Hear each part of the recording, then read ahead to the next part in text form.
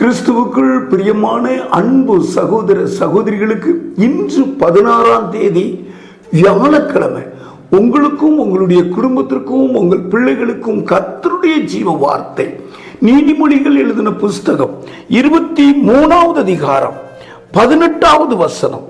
நிச்சயமாகவே முடிவு உண்டு, உன் நம்பிக்கை வீண் போகாது.